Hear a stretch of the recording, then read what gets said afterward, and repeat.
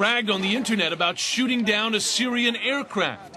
And he is an American. Eric Haroun, a former U.S. soldier, is one of an estimated 50 Americans who joined the insurgency in Syria.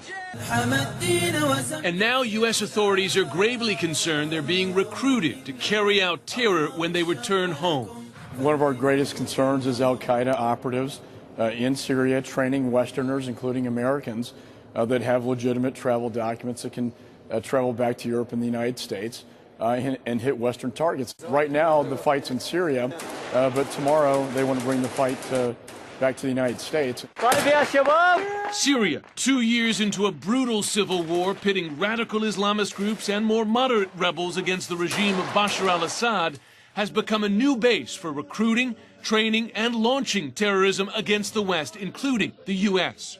A U.S. official tells CNN foreign fighters now number in the thousands, and most of them gravitate toward the more radical extremist groups, which have operational ties with core Al-Qaeda. The official says the U.S. is now watching closely for signs their ambitions, including those of Americans, could be morphing into operational planning.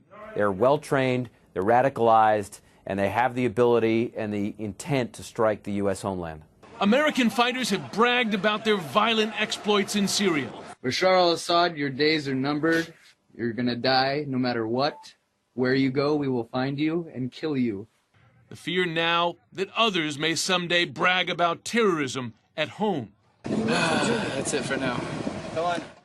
Now, there are several ways U.S. authorities are tracking these Americans, their travel documents, of course, but also human intelligence sources on the ground in Syria, signals intelligence, phones and emails, and interestingly, via social media, these fighters like to brag about their experience on the ground there, and then they post it on Facebook, Twitter, Wolf, and that's one way that we're able to keep track of them.